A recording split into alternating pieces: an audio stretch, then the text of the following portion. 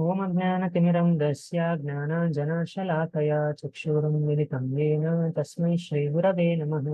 नमा ॐ विष्णुपादाय कृष्णप्रेष्ठाय भूतले श्रीमते भक्तिवेदान्त स्वामिनिति नामिने। नमस्ते सारस्वते देवे गौरवाणी प्रचारिणे निर्विशेषा शून्यवादी पाश्चात्यदेशतारिणे। जय श्री कृष्ण चैतन्य प्रभु नित्यानंद श्री अद्वैत गदाधर श्रीवासादि गौरभक्तवृंद। हरे कृष्णा कृष्ण कृष्णा हरे हरे, हरे Ram Ram Ram Hare Hare.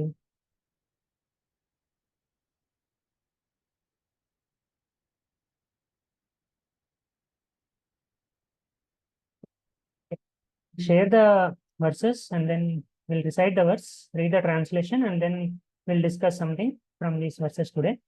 So,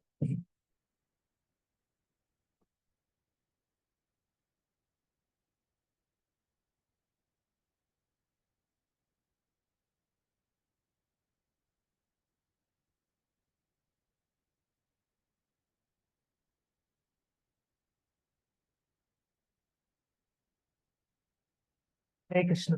So, I'm reciting the verse. You can recite on your side. Um, यदा यदा हि धर्मस्य ग्लानिर्भवति Bharat अभ्युत्थानमधर्मस्य तदात्मानं सृजाम्यहम्. So the translation is as follows. Whenever and wherever there is a decline in religious practice, O descendant of Bharata, and a predominant rise of irreligion, at that time I descend myself.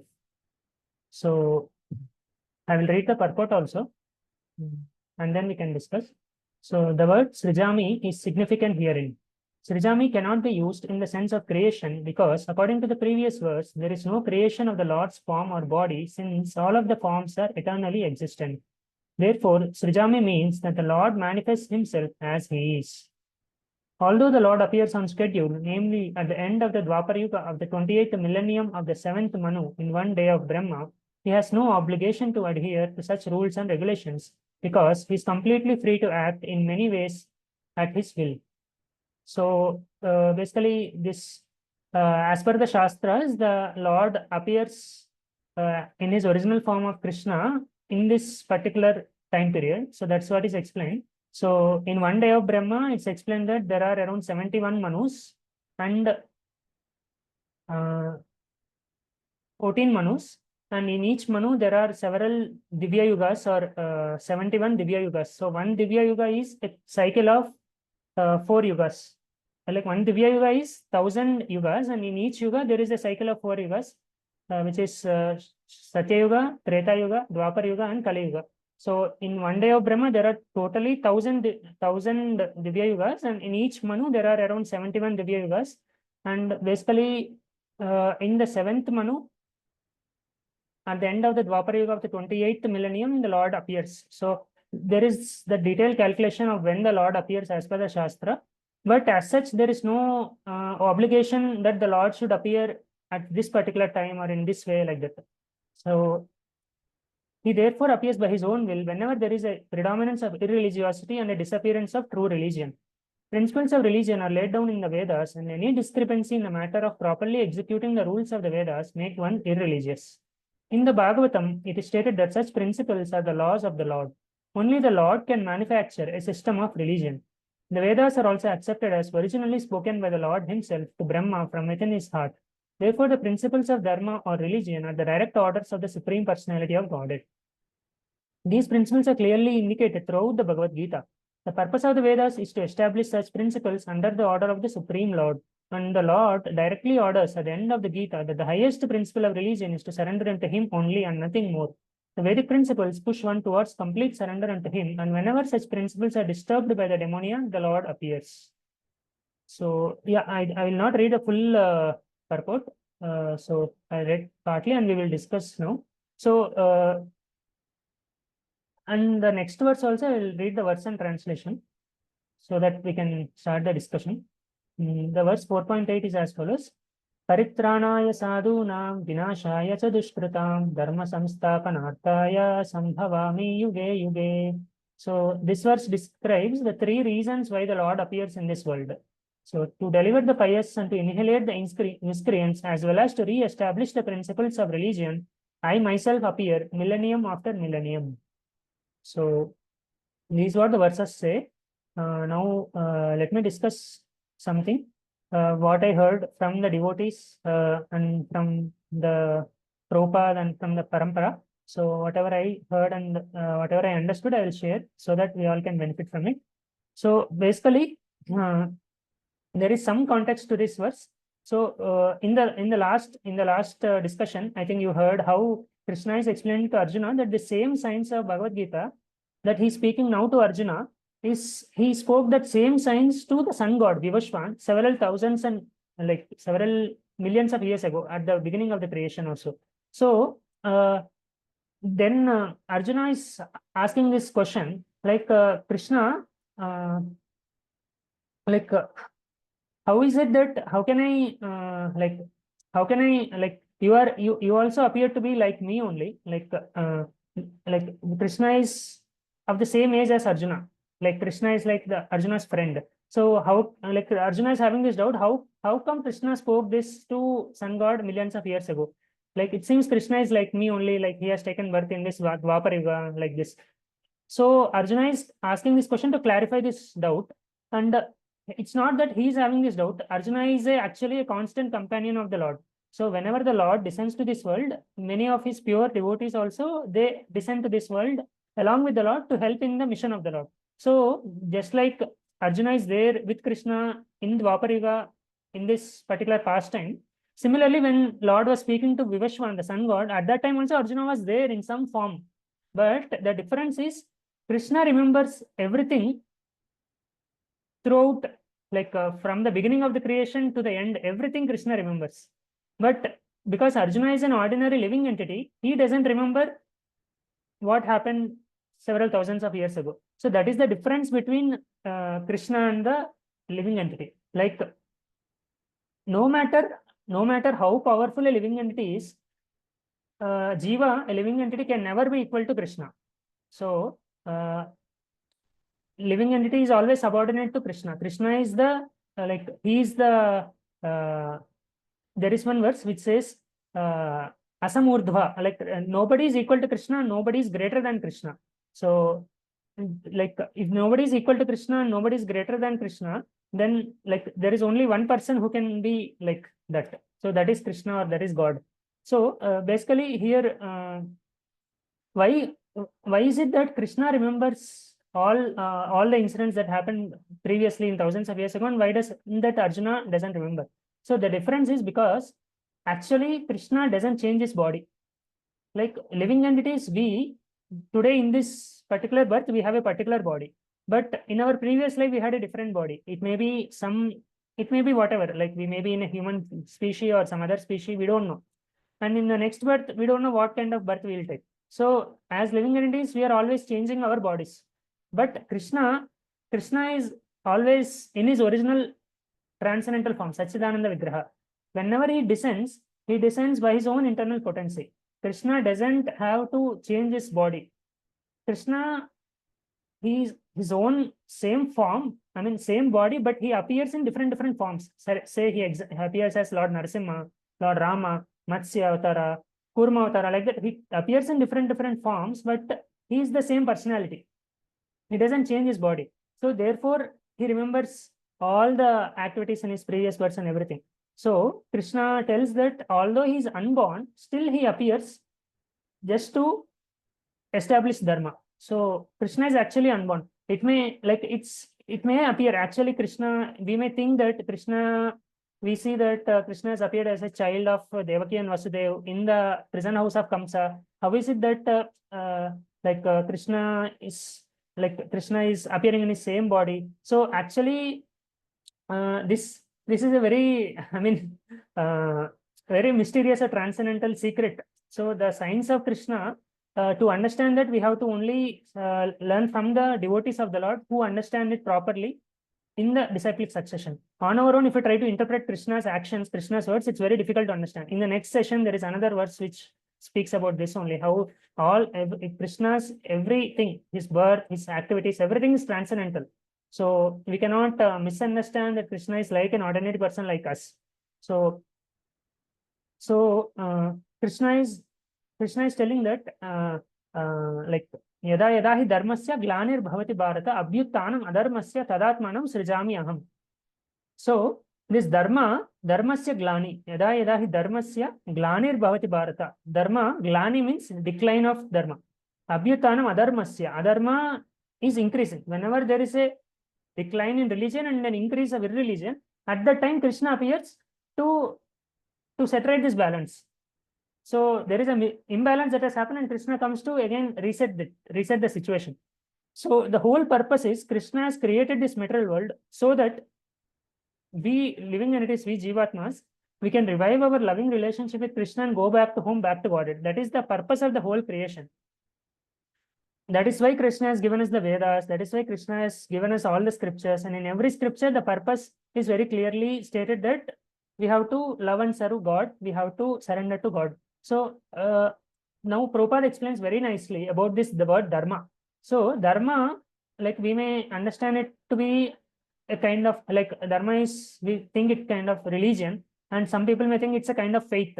Like today I may have some faith, tomorrow I may change my faith. Today I may be following Hindu faith, tomorrow I can change it to Christian faith or Muslim faith or whatever.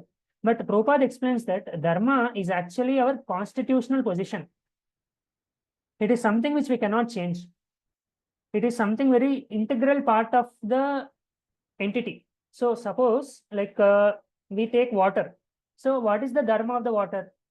Dharma of the water is to be liquid. Liquidity. Liquidity is the dharma of the water. In the natural state, water is always liquid. But if we artificially put it in a fridge or something, then it will be frozen and it will become ice. But actually, if it is in a natural position, then it is a liquid. And similarly, dharma of sugar is to be sweet. If sugar is not sweet, then we will think, array, what is the use of the sugar? If we go to purchase sugar from the shop, we expect that it should be sweet. If it is not sweet, then there is no use for it. So similarly, we can say several other examples. Like dharma of a chili is to be hot. If the chilies are not hot, then it's of no use. So similarly, dharma of the living entity is to love and serve Krishna. So the constitutional position of the living entity is to love and serve Krishna because we are part and parcels of Krishna. So in Bhagavad Gita also there is a verse which says, Mamai Vamsho Jiva Loke Jiva Bhuta Sanatana Mana Shashtani Indriyani Prakritistani Karshati. So living entities are all parts and parcels of Krishna. And our constitutional position is to love and serve Krishna. So now we can observe this in day-to-day life. Like everybody is actually trying everybody is actually doing this only. Nobody can avoid position of trying to serve. Like we may be serving in so many ways. Suppose if we are an employee, we may be serving our boss. If we are a son, we may be serving our father or mother. If we are a husband, we may be serving our wife. If we are wife, we may be serving our husband. So if somebody has no sons or no wife or no husband, then they may keep some dog or cat and they will try to serve it, because that nature is there of the living entity that we want to love and serve somebody. We want to express that loving propensity towards something. So that is our natural propensity is to in the mood of, to love and serve. But like what happens is, we in this material world, we try to lord it over material nature. Like we try to become the enjoyer, we try to become the proprietor, we try to become the controller, we try to become the master. So when we try to become the master, then there is so much problem, there is so much difficulty. So if you see, like suppose there is in the history there are so many kings, right? When the king is trying to actually care for the citizens and doing the welfare of the citizens, then citizens also will follow him and respect him, and the whole situation will be very nice. But if suppose the king, the leader is trying to exploit the subordinates, if he's trying to become the master of lording over, then what will happen? Then the people will revolt over and then they will replace him. So in any society or if any community or in any situation, if two parties both are trying to become the master, then there will be conflicts, then there will be difficulties, and there will be so many problems. But if both are trying to be the servant, then everything will be very nice. But unless we keep the common point of serving Krishna, if there is no common point that we are all eternally parts and parcels of Krishna, then there will always be conflicts. Suppose I am Indian, I may be wanting to serve India, thinking that I am Indian and other countries, they are my enemies. So if we have this like wrong understanding of our servitude, misunderstanding of what is our natural position, like that is all this designation, wrong designations. We may be carrying so many wrong designations that I am servant of India, I am servant of my country, I am servant of my society, I am servant of my family. If you have this misconception, then there will be kind of fragmented vision. Like we only try to serve our country, but we will not worry about other country. Similarly, we may be worried only about our family and we will not have any concern about other family. We may be worried about only our society and we will not be having any concern for about other society, like other society or other communities of people or like that. But when we try to serve Krishna, because Krishna is the father of all the living entities, when we try to love and serve Krishna, then naturally we will love and serve, we'll try to love and serve everyone. We'll not hate anyone. We will, because just like when a child wants to please his father, he has to like obey all like he has to be cooperative and friendly with all the other siblings. He cannot say that I will love my father but I will slap my brother or sister. That is not correct, right? If we are truly trying to love Krishna, then we will naturally be wanting to love and serve everyone. So this is our natural constitutional position, to love and serve Krishna. When we are in this natural constitutional position, then we will be very satisfied and very happy, and the whole situation in this material world also will be very peaceful. So, but when we are trying to go against this situation, then the dharmasya glani will happen, and at that time Krishna will appear to set right the situation. So, just like people are when people are becoming forgetful of God, they're trying to say that there is no God, no need to follow God, God is dead, or God is like everyone is God. Like people have so many misconceptions of about God. So when the society is becoming godless, then there is no peace and prosperity in the society, because this whole material universe is operating under the laws of God. If we don't obey the laws of God, then we will create problems for ourselves, right? So and like there is a verse in Srimad Bhagavatam which says, Savai pumsam paro dharmo yato bhakti radhokshaje ahaituki apratihata yayatma suprasidati. So ahaituki apratihata. Ahaituki means without any motivation, and apratihata means without any interruption. Like we should try to serve God and love God without any expectation for ourselves, just simply to love God. So that kind of loving service actually satisfies us fully. Ahaituki aprithyata yayatma suprasidati. And the ultimate dharma or the ultimate religion is to surrender to Krishna. Like that's what we read in the purport also. Prabhupada is telling, Sarva dharman parityajya mamekam sharanam raja aham tvam sarva papebhyo mokshayishyami mascha. So all the other dharmas, they are only to support this primary dharma of like we have to love and serve Krishna. So that is the understanding. And so Krishna appears whenever there is a dharmasya glani. Like when people are not trying to be in this constitutional position of loving and serving Krishna, they are trying to artificially become the master. They are trying to enjoy their senses. They are unnecessarily increasing the sense gratification. So there are 4 principles of dharma also, which are said in the scriptures, which is honesty, cleanliness, austerity, and mercy. So these 4 principles of dharma also, when there is a decline, at that time adharma will increase. So just like for example, Lord Buddha has appeared just some few thousands of years ago. At that time, what was the reason? Because on the pretext of performing sacrifices, people are like so much animal killing was going on, so much killing of innocent animals was going on. So like people are on the authority of Vedas, they are misusing the authority of Vedas and killing so many innocent animals. And Lord Buddha has appeared just to stop this animal killing. So different avatars, they appear in different times and they have a particular mission. And the mission ultimately is to lead us towards God consciousness. But the message which may be given, it may be according to the particular time, place, and circumstance. So just like there is different types of dictionaries, right? There is pocket dictionary and there is big dictionary. Like in the pocket dictionary also we find the words, but in the like advanced dictionary also we find the words. Like the purpose is same, but the message is more elaborate, more complete in the bigger dictionary. Just like in maths also, like 2 plus 2 is 4, and like the same, like even in the same 2 plus 2 equal 4, like that arithmetic is valid even in fourth class or fifth class or sixth class. But depending on the child's understanding, we will teach. Like suppose we may not be teaching the division to a very small child. So first they will study addition, then they will study subtraction. After that, then they will understand division. So just like that, suppose the people are so adharmic, so irreligious, then Krishna will not teach the highest principle of surrendering to Krishna. So that's how, like, different incarnations of God appear in different places just to re-establish dharma. Even Jesus also, he's accepted as the Son of God. He has also appeared at the time when there is a lot of irreligion. So the purpose of all the religions is to same to awaken love for God. So Prabhupada says it doesn't matter what religion you are following, but the test that you are actually truly following the religion is how much you are developing love for God, love for Krishna. If you are just simply proclaiming that I am following this religion, but if you are not having any love for Krishna or love for God, then there is no point. It's simply like useless. So, Dharmasya Glani.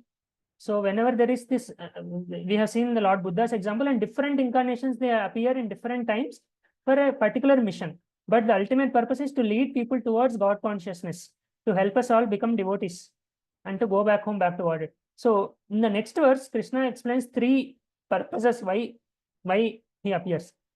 Paritranaya sadhunam, vinashaya cha dushkritam, dharma samstapanarthaya. So Paritranaya Sadhunam means, Sadhu means devotees of the Lord. To protect the devotees of the Lord, Vinashaya Dushkritam. So to punish the miscreants, and Dharma Samstapanarthaya. Dharma Samstapanarthaya means to re-establish Dharma. So we can ask this question, Are Krishna is protecting his devotees and is punishing the miscreants. Is Krishna partial? Why is Krishna partial? We may get this doubt. But actually, Krishna is not partial. So we can understand this by a very simple example. Like just like there is a policeman. So if somebody is following the rules and regulations of the government, he's a very law-abiding citizen. Then the police will also give protection to that citizen. But suppose somebody is committing some thief or some murder or some criminal activities, then the same police will punish that criminal. Is the police impartial here? We understand that the police is not partial. Ultimately, the policeman is concerned for the welfare of all the citizens. So, the first case, he is protecting the innocent citizen. That is how he is protecting him.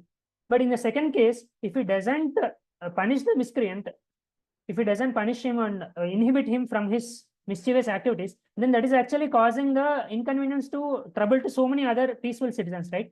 And actually, by punishing him, the police is trying to reform that miscreant also.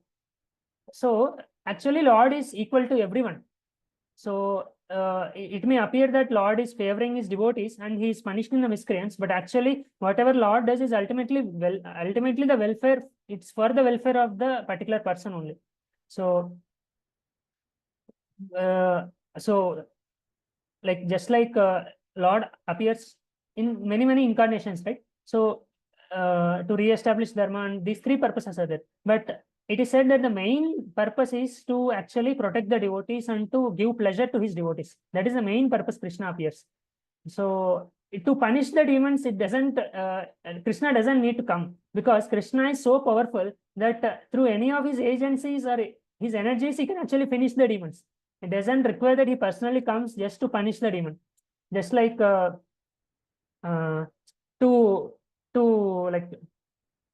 punish a small local gunda or like that, we need not call the highest police official from the, like say, the highest cadre of the government, right? A small local police may be sufficient to punish that person. So Krishna is actually the greatest person. He doesn't need to come to punish the miscreants. He can punish them in many ways. But he comes mainly to lovingly reciprocate to his devotees and to protect his devotees. So just like Krishna has come and Krishna kills Kamsa. So Kamsa was troubling Devaki and Vasudeva. He kept them in prison. He was because Kamsa was afraid that the son of the son of Devaki will be the cause of his death. So he wanted to, he is troubling the Devaki and Vasudev. So Krishna has come, he killed Kamsa, but his main purpose was to actually give pleasure to Devaki.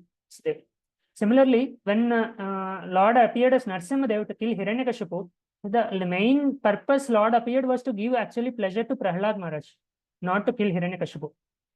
So, these are different. Lord appears to reciprocate with his devotees, and Lord loves his devotees so much. That's why he comes, and like to re-establish dharma. So we can see Lord personally establishes dharma, as well as he engages his devotees also to establish dharma. We can see in the battlefield of Kurukshetra how Krishna is engaging Arjuna and the Pandavas to fight against the Kaurava and the Adharma party.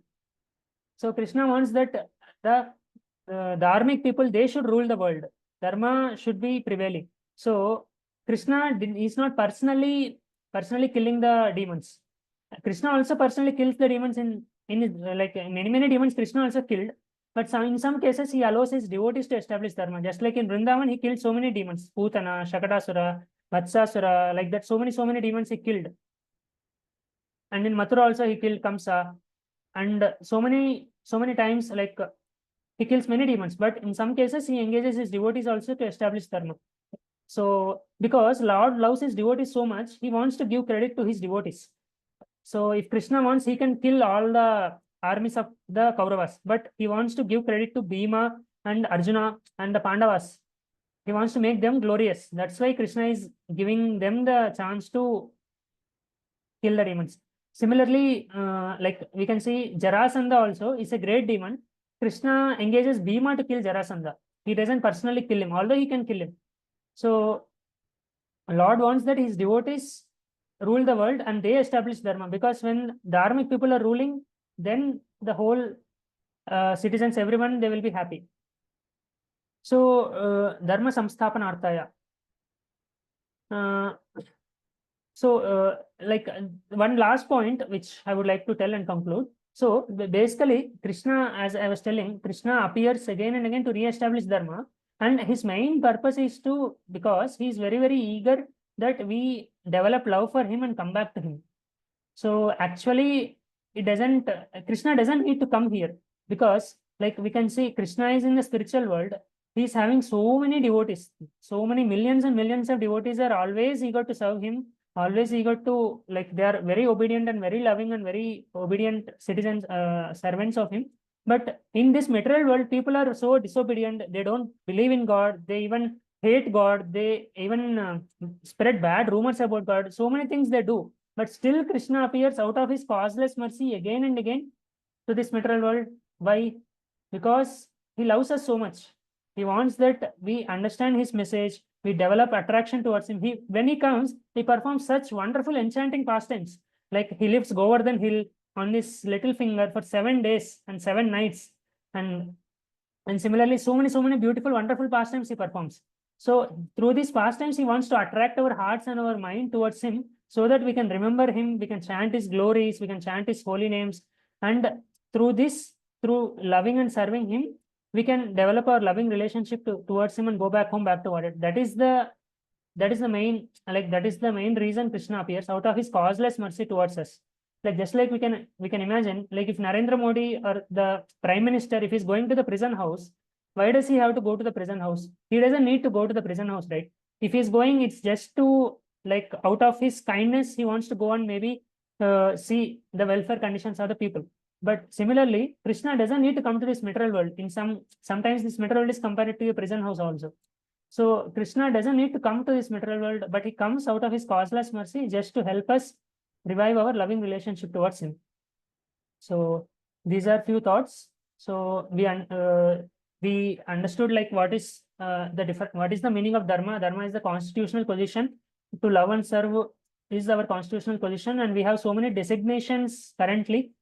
Those designations are all on the bodily conception of life, that I am Indian, I am, say, I'm a husband, I am a son, I am a particular caste, or I am an employee of a particular company. All these are on the bodily conception of life. We have to give up these identifications on the bodily conception, and we have to come to the understanding that we are part and parcels of Krishna, we are eternal servants of Krishna, and Krishna comes to re-establish this dharma, this knowledge, that people can again follow the principles of dharma, they can become Krishna conscious, and they can be happy, and they can go back home back to Godhead.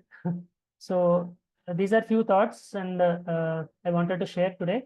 So thank you so much for giving me this opportunity to share this wisdom, and help me also remember this and apply in my life. So very, very grateful for patiently listening. Uh, if you have any comments or any questions, you can please message me. And if there is nothing, we can end the meeting. And you can also please share any one point what you learned uh, in the WhatsApp group, so that will help.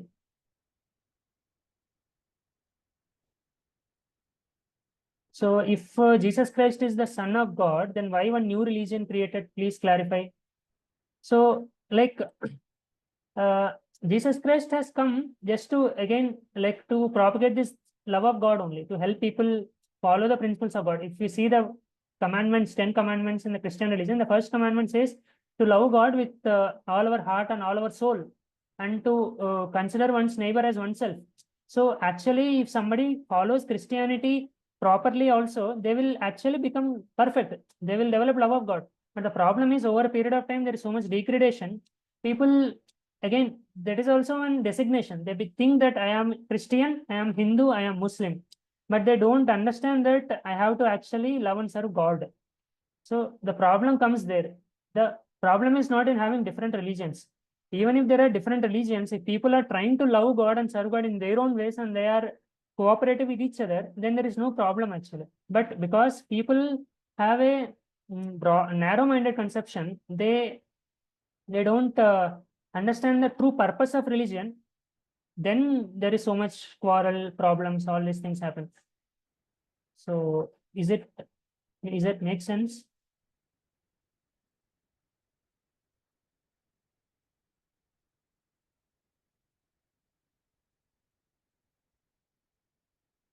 So if there is no other questions, then we can close the meeting. And, again, thank you so much for giving me this opportunity to share this wisdom with you. Hare Krishna.